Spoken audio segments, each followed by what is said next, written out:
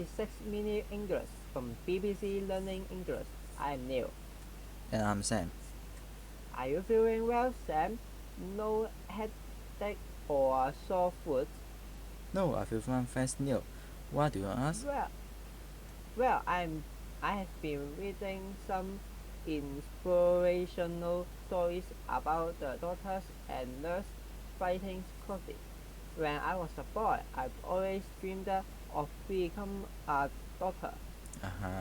I see. Have you ever been in a hospital? Yes, I have. And I remember the lush design manners the kinds and caring ways that doctors and nurses treat people who are ill. Nowadays, more and more of the jobs that humans do are being carried out by machines, but I doubt that a doctor's bedside manner could easily be replaced by a robot. In this program, we will be discuss whether the variation in artifi- artificial intelligence, often shortened to AI, could replace human doctors and nurses. We will be asking, can you imagine a future without doctors?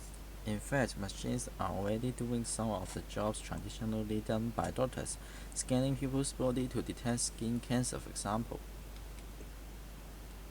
Yes, that's true, Sam. And it links to my quick question, which is about human skin. It's a well-known fact that skin is a human body's largest organ.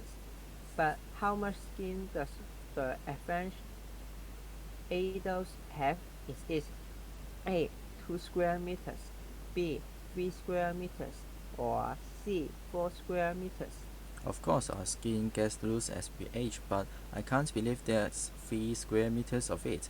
I would say the answer is A, 2 square meters. Okay, we will find out if that's correct later. Every year in the UK, over 5 million people are treated for skin cancer.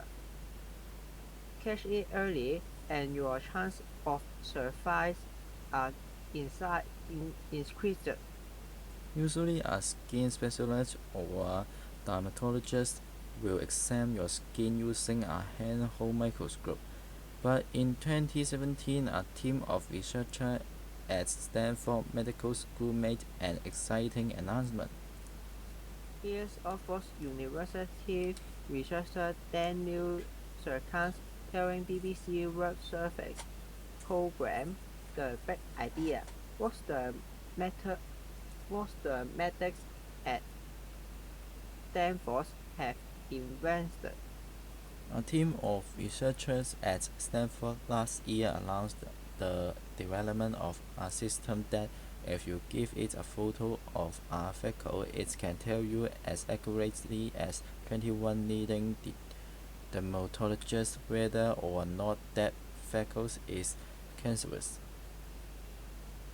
The Stanford medical team had invented an AI system to analyze freckles, small brown spots found on people's skin, especially on pale skin.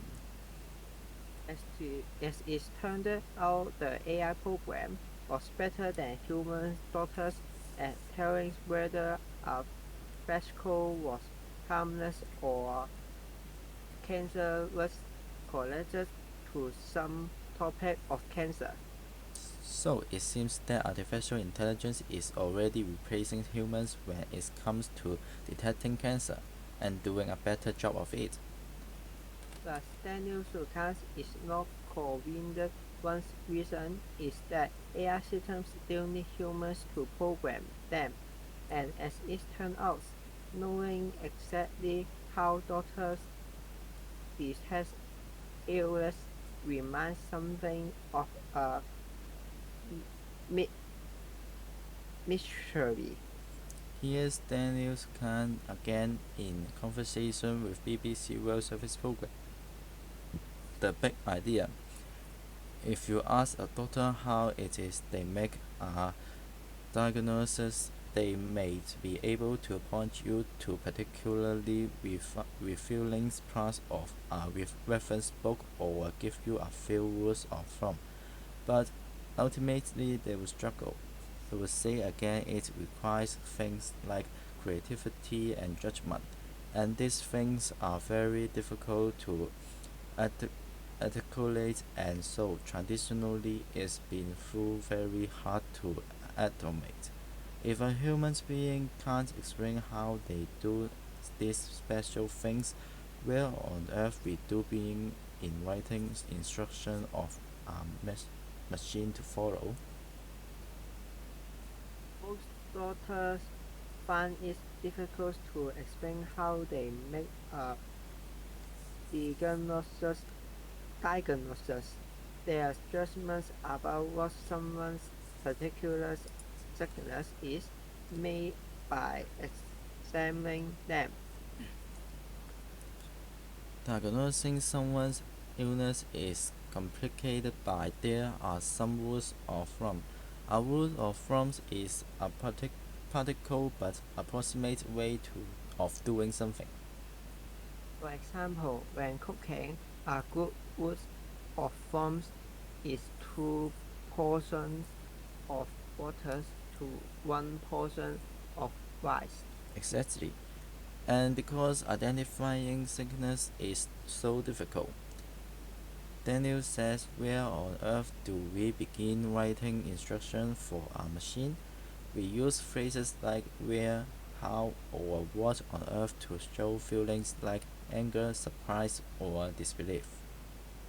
I'm so surprised by asking Sam, how on earth did you know the answer to that? Aha, I guess you were talking about your quiz question, Neil.